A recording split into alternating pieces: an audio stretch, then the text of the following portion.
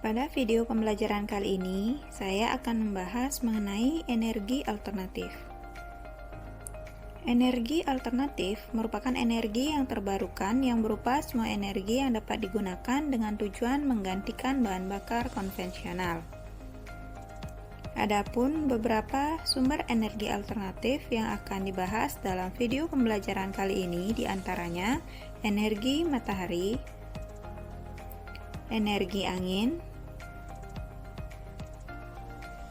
energi panas bumi,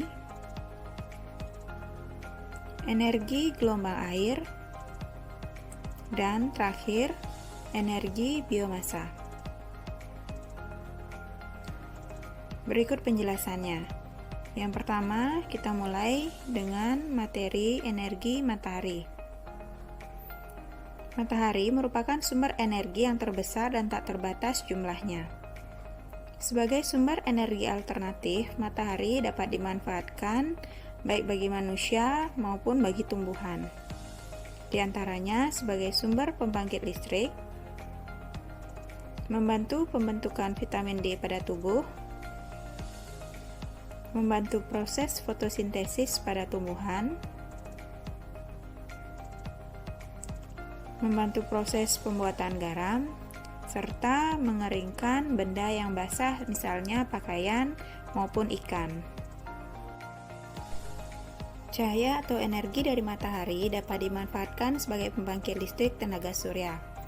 Adapun cara kerja dari pembangkit listrik tenaga surya ini adalah pada siang hari, panel surya menerima cahaya atau sinar matahari, kemudian diubah menjadi energi listrik oleh sel-sel kristal melalui proses fotovoltaik, di mana listrik yang dihasilkan oleh panel surya ini dapat langsung disalurkan ke perangkat listrik atau beban, ataupun dapat disimpan dalam baterai yang nantinya dapat disalurkan kembali ke perangkat listrik atau beban saat digunakan.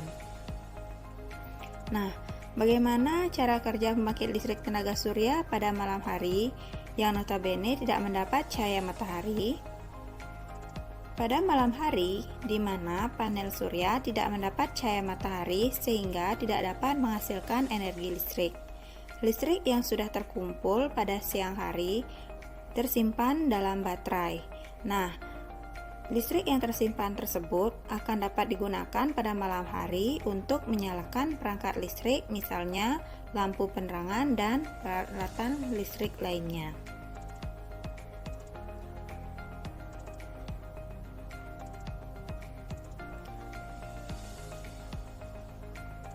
Selanjutnya, sumber energi alternatif yang kedua adalah energi angin.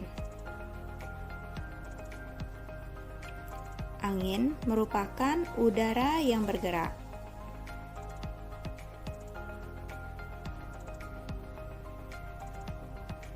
Energi angin dapat dimanfaatkan oleh manusia, misalnya untuk menggerakkan kincir,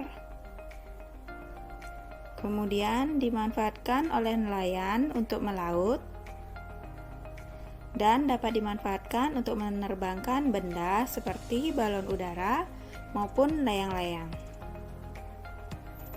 Nah, bagaimana cara kerja pembangkit listrik tenaga angin agar dapat menghasilkan energi listrik?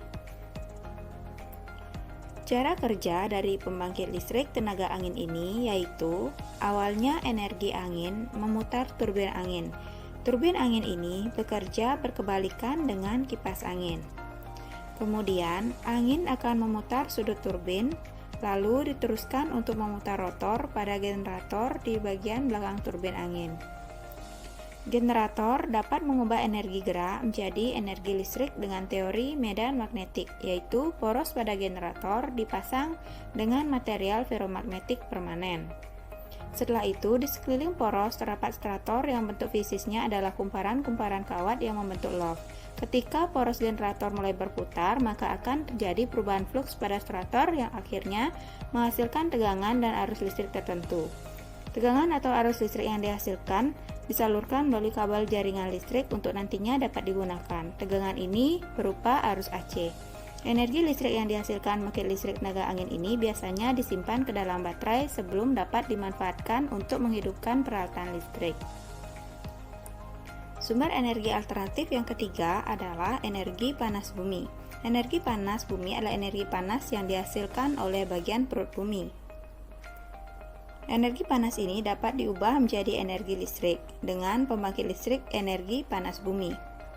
Adapun cara kerja dari pembangkit listrik energi panas bumi adalah uap disuplai dari sumber produksi melalui sistem transmisi uap yang kemudian masuk ke dalam steam receiving heater sebagai media pengumpul uap. Dari steam receiving heater, uap kemudian dialirkan ke separator yang berfungsi untuk memisahkan uap dari benda-benda asing seperti partikel-partikel berat, misalnya sodium, potasium, kalsium, amonia, dan lain-lain. Kemudian, uap masuk ke demister yang berfungsi untuk memisahkan moistur yang terkandung dalam uap, sehingga diharapkan uap bersih yang akan masuk ke dalam turbin.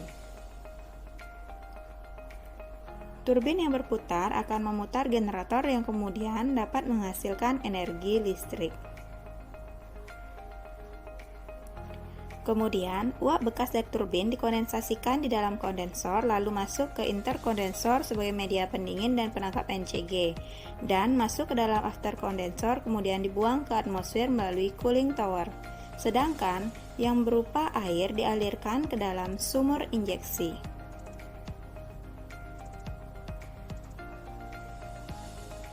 Sumber energi alternatif yang keempat adalah energi gelombang air.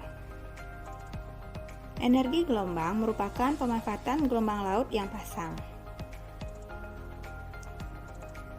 Pemanfaatan energi gelombang laut misalnya dalam hal transportasi laut, kemudian sistem pelampung, dan juga dapat dimanfaatkan sebagai pembangkit listrik. Nah, bagaimana cara kerja pembangkit listrik tenaga gelombang laut? Berikut penjelasannya. Pembangkit listrik tenaga gelombang laut ini bekerja dengan memanfaatkan aliran gelombang laut yang mempunyai energi kinetik yang masuk ke mesin konversi energi gelombang.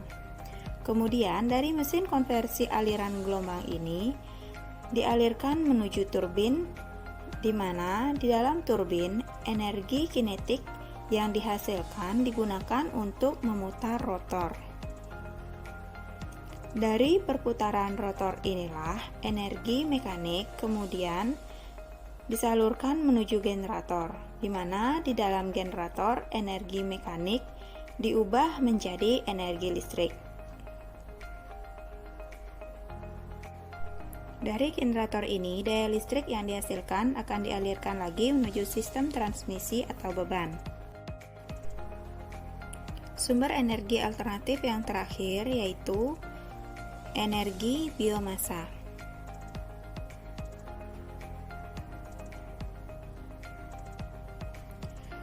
Biomasa adalah energi yang dibuat untuk bahan bakar yang didapatkan dari sumber alami yang dapat diperbaharui seperti hewan maupun tumbuhan. Contoh sumber energi biomasa diantaranya residu dari manusia maupun dari hewan, kemudian sisa hasil pertanian, hasil pengolahan hutan, dan dari sampah industri. Bagaimana biomasa dapat dirubah menjadi energi?